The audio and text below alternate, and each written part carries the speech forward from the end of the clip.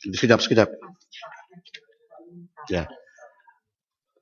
Ini giliran Parik Buntar. Tapi apabila saya nampak tadi Gumbak berdiri sampai ke barat, because you are front bencher, tapi terpaksa saya ikut. Pasal tadi PKR sudah bercakap, selepas itu BN, DIP, dan Parik Buntar. Sila, Parik Buntar. Sila. Ya. Itu sebab kenapa saya mau berunding kepada ketua-ketua WIP setiap parti ini. Supaya jangan ada nanti kecelaruan. Sila. Terima kasih Tuan Yang Ketua.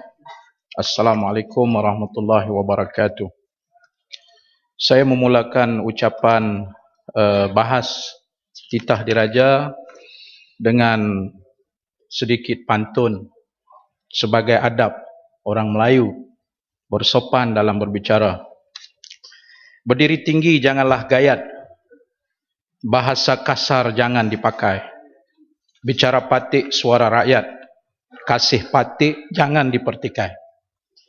Itu dimulakan dengan satu harapan bahawa janganlah dianggap segala ucapan yang dikatakan di sini mempunyai niat yang jahat ataupun tiada kesetiaan kepada negara dan raja yang tercinta.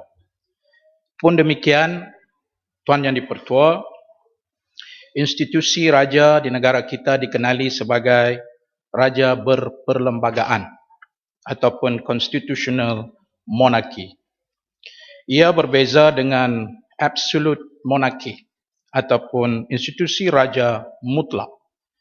Oleh kerana itu, kita harus faham bahawa tidak ada dalam dunia ini sesuatu yang mutlak.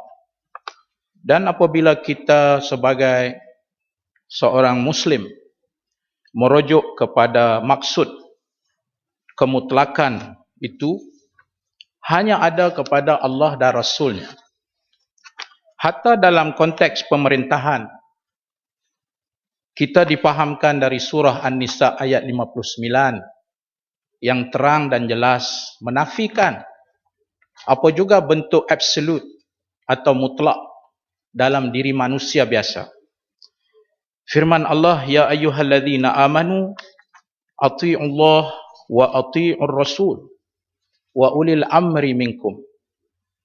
Wahai orang-orang yang beriman, taatilah Allah dan taatilah Rasul dan mereka yang ada kuasa di atas kamu. Di sini para ulama menyatakan bahawa taat kepada Allah dan Rasul itu adalah mutlak, no question. Tetapi taat kepada manusia selain daripada Rasul adalah taat yang bersyarat. Kerana kalau kita tidak berbuat demikian, akan lahirlah satu sifat yang ditentang oleh Islam dan juga oleh manusia, yaitu sifat kuku besi yang tidak boleh menerima teguran ataupun kritikan.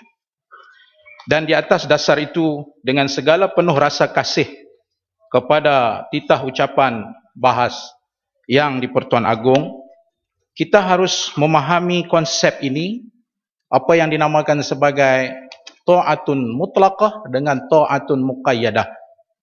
Kalau kinabatangan nak tahu boleh jumpa saya akan bagi penjelasan sebentar lagi di luar. Seterusnya yang saya nak sentuh dalam institusi raja berperlembagaan ini juga ialah tidak semestinya semua kritikan yang diberi itu tidak baik. Kerana kadang-kali apabila semua manusia memuji dan tidak ada yang mengkritik, maka sebenarnya kita telah membawa negara ini kepada kehancuran.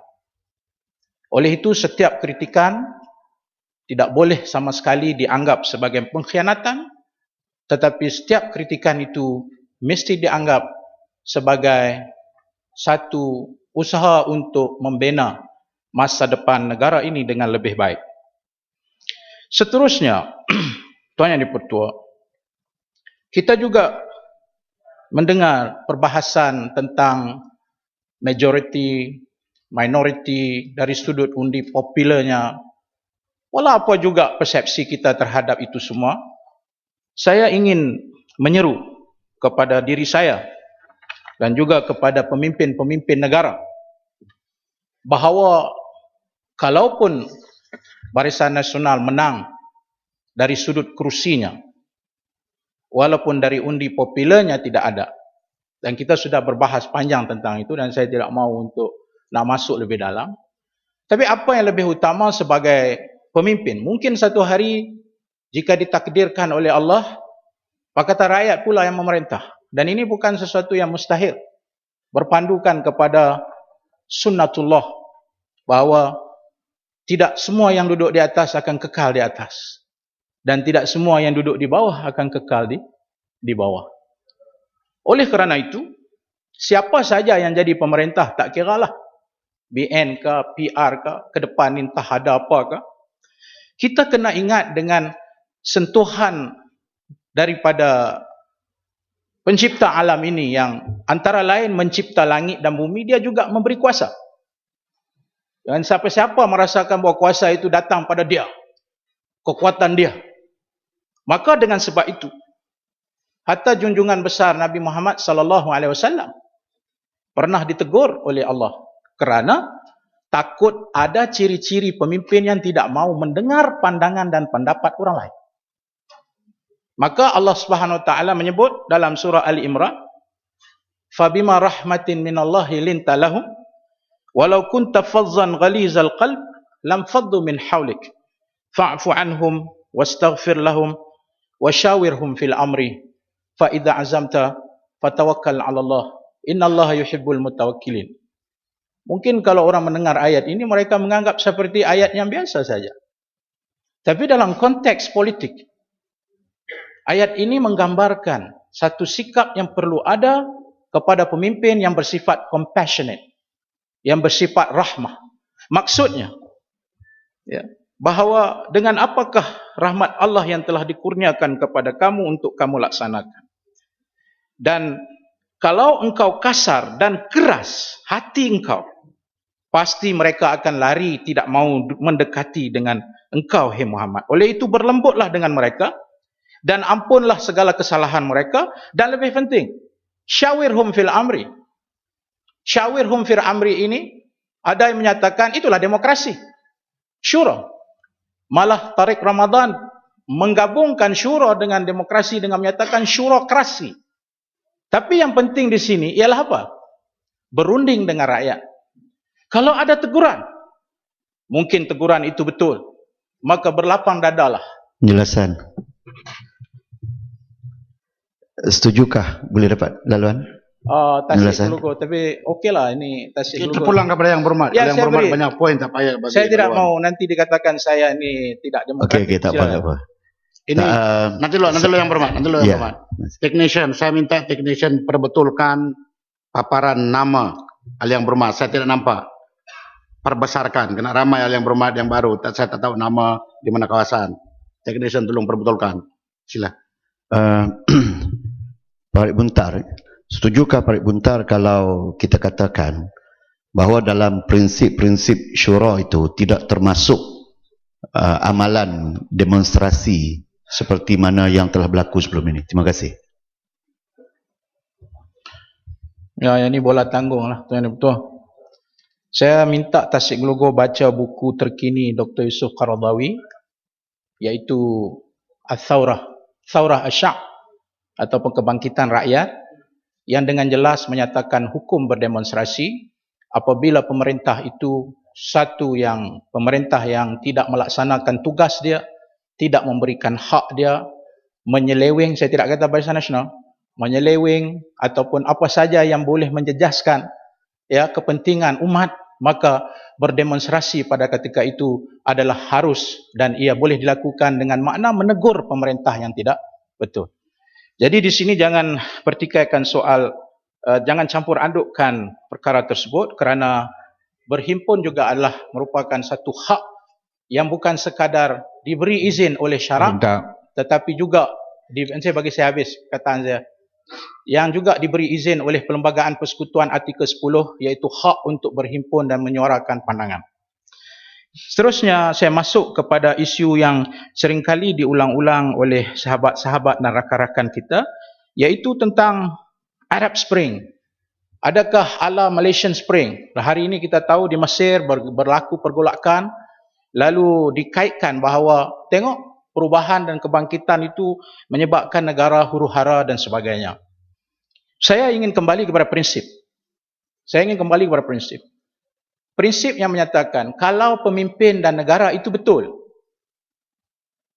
ada ruang kebebasan, kejujuran dalam memerintah, keikhlasan dalam menentukan dasar-dasar negara.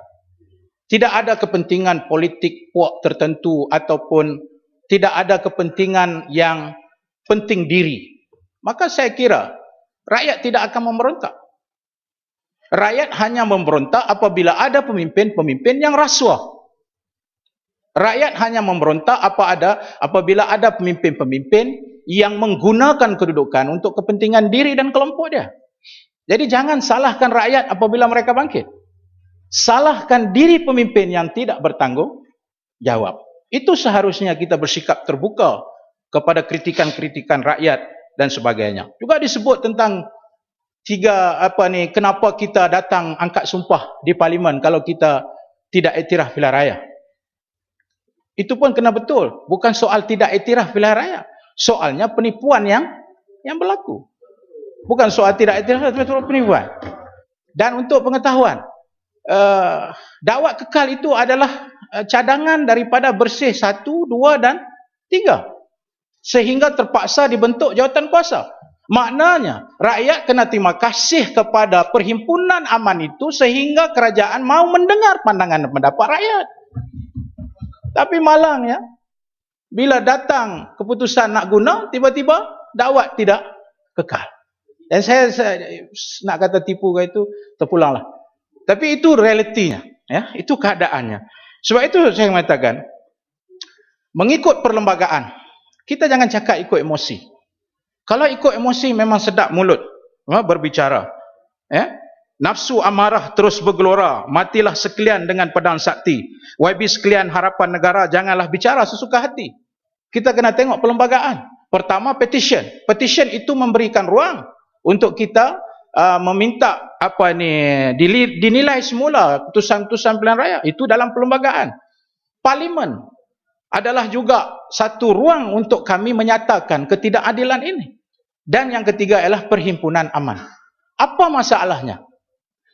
Dengan izin, what is the problem? Melainkan hanya emosi untuk menggunakan satu politik murahan bagi menimbulkan kemarahan dan kebencian. Saya masuk terus kepada isu keselamatan negara. Tuan Yang di-Pertua,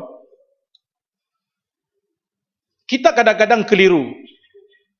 Apa itu kepentingan kerajaan yang memerintah? Dan apa itu kepentingan negara? Jadi ada dua perkara yang berbeza. Kerajaan boleh datang dan pergi, mengikut lunas-lunas pilihan raya secara demokrasi. Macam mana saya kata, hari ini BN, esok boleh jadi yang lain. Maknanya negara ini, kalau siapa juga yang memerintah kerajaannya, negara tetap akan kekal. Malaysia itulah Malaysia yang kita tinggal. Perlembagaan persekutuan itulah perlembagaan persekutuan yang kita junjung. Rakyat Malaysia itulah rakyatnya. Cuma kerajaan bertukar. Itu sahaja. Jadi apa masalahnya? Masalahnya hari ini, kita kena keluar daripada kepompong indoktrinasi yang tak betul. Indoktrinasi yang silap. Apa dia? Mereka menyamakan kerajaan yang memerintah dengan negara. Lalu mengambil pendekatan keselamatan. Lalu menyatakan, kita dalam keadaan bahaya. Sebenarnya yang kita itu bukan negara, tapi parti yang memerintah. Ini menyempitkan pahaman national security. Dan inilah pahaman mentaliti mereka yang ingin terus berkuasa, bercakap tentang keselamatan. Keselamatan siapa? Keselamatan apa? Perpaduan apa? Mereka bercakap tentang perpaduan Melayu. Kita bercakap tentang perpaduan nasional. Kita bercakap dengan perpaduan yang lebih luas. Ya, kalau perpaduan nasional itu tergugat, memang betul negara akan tergugat. Tetapi kalau perpaduan Melayu tergugat, atas kepentingan siapa? Jadi ini perlu diperbetulkan. Mana kepentingan kerajaan yang memerintah, mana kepentingan negara. Jangan heret negara dalam kepentingan-kepentingan sendiri. Pikirkan negara. Nation first. Negara dulu, baru kita. Tuan Yang di-Pertua, ada juga yang bercakap tentang satu akta yang mau dicadangkan. Yang namakan sebagai akta derhaka kepada raja dan sebagainya. Amat malang hari ini kita melihat setelah hampir 60 tahun kita merdeka. Seharusnya kita sudah melampaui semua isu-isu ini. Dan malangnya juga ada beberapa pihak hingga hari ini kerana kepentingan politik. Tak kira siapa mereka. Baik Pakatan Rakyat maupun Barisan Nasional. Yang masih menggunakan isu 3R. Race, religion, dan royalty. Sedangkan tidak ada isu pun di situ. Pertama saya ingin jelaskan bahawa tidak timbul orang Cina, tidak timbul orang India, tidak timbul orang Melayu, tidak timbul Kadazan, tidak timbul Iban, Dayak. Yang timbul ialah rakyat Malaysia. Kenapa kita camkan apabila ada penentangan? Oh, ini orang Cina yang menentang ini. Tahun 99 apabila orang Melayu menentang. Kenapa tidak kata ini penentangan orang Melayu? Tapi hari ini menyatakan ini penentangan. Ini tsunami Cina. Saya menyatakan, ia bukan tsunami Cina, tetapi dia adalah satu rasa tidak puas hati kepada kerajaan yang memerintah. Tak kira Cina, tak kira India, tak kira Melayu. Ya. Perasaan tidak puas hati ini bukan orang Cina saja. Perasaan tidak puas hati bukan orang Melayu saja. Perasaan tidak puas hati bukan semua orang yang apabila hak mereka dicabuli sebagai manusia, mereka akan bangkit. Dan tugas kita sebagai pemerintah ialah memberikan hak itu tanpa mengira kaum, tanpa mengira batas. Tuan Speaker sedang memerhatikan kepada saya, apakah masa saya sudah hampir tamat? Teruskan. Terima kasih Tuan Yang di-Pertua. Oleh itu, kalau kita nak berbicara tentang akta hasutan, sudah ada akta hasutan yang memelihara institusi raja. Apalagi yang kita nak akta derhaka dan sebagainya. Tetapi apa yang lebih utama ialah akta yang lebih besar. Akta Perpaduan Nasional. Di mana akta ini akan menyatakan siapa yang bercakap atas percakapan yang bersifat rasis, percakapan yang ada nuansa rasis, maka orang ini perlu dihukum. Kerana ini akan menjejaskan perpaduan negara.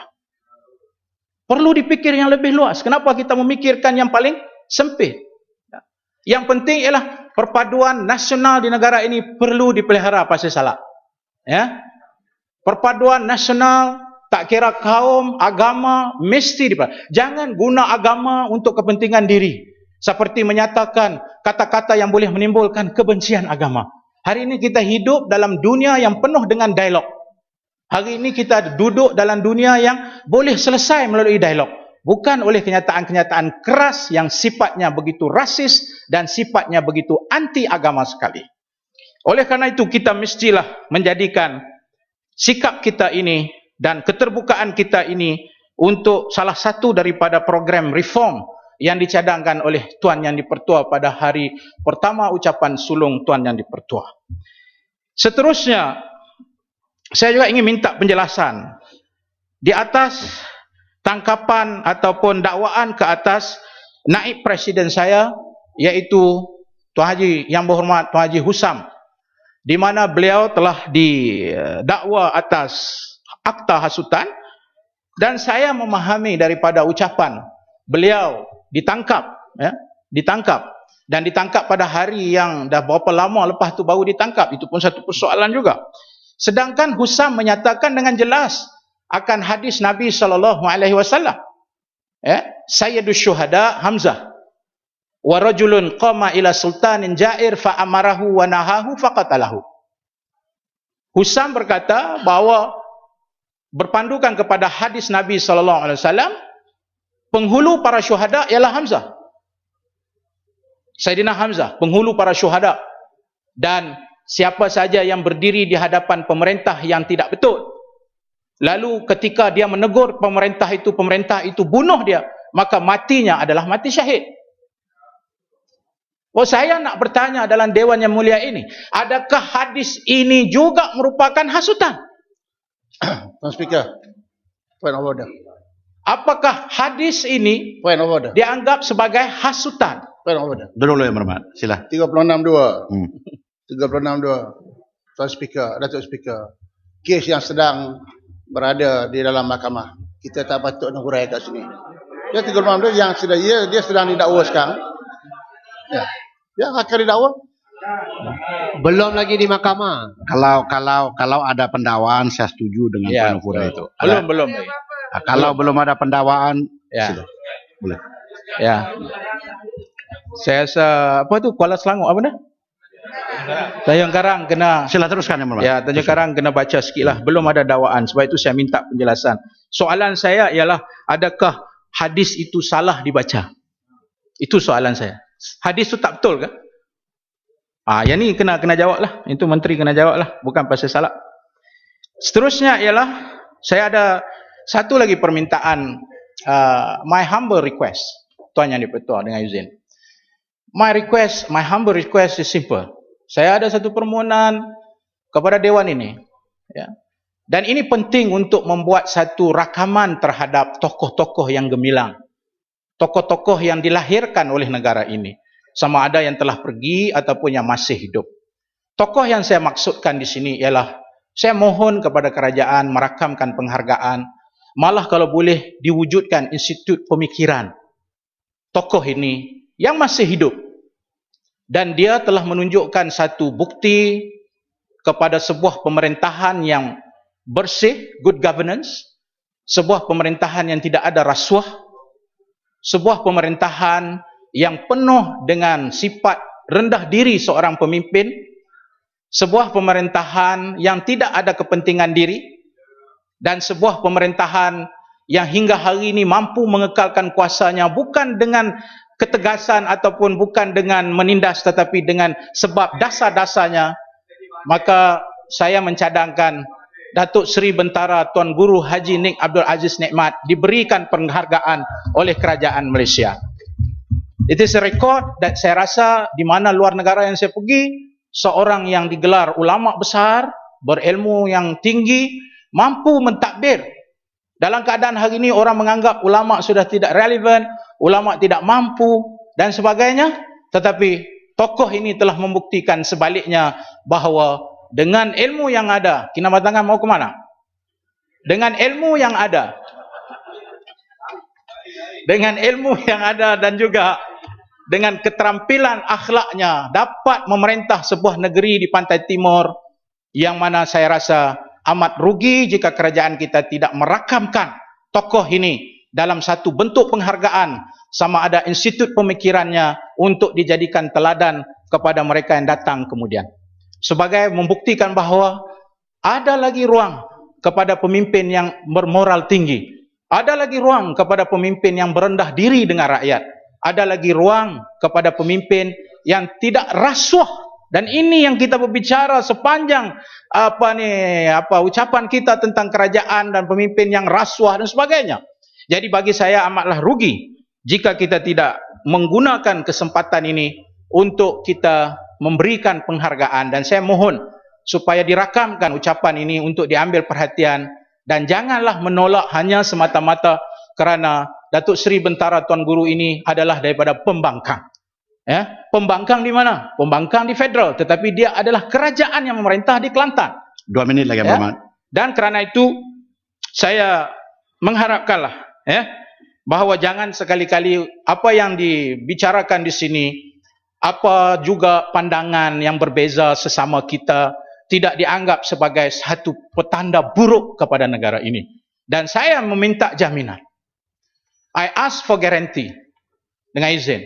Mana-mana kerajaan yang memerintah, sama ada sebelah sana atau sebelah sini, bahawa saya mungkin tidak bersetuju dengan anda, tetapi saya akan mempertahankan hak anda untuk tidak bersetuju dengan saya.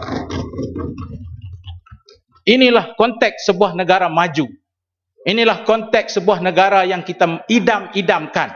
Dan kita harus menganggap bahwa inilah satu mercu tanda pemerintah yang bertamadun, bahawa to defend your right to disagree is my daily duty to protect that. Dengan izin. Akhirnya, Tuan Yang Dipertua, sebagai golongan saya terhadap SPR, saya tidak mau berbicara panjang tentang SPR kerana sudah disebut. Sebagai anak Melayu yang bersopan dan beradab, saya ingin mengakhiri pantun untuk SPR supaya diambil perhatian apa yang saya akan katakan ini. Duduk bersimpuh, datang menghadap. Dari jauh datang berbincang. Anak Melayu penuh beradab. Tapi kalau ditipu, dunia digoncang.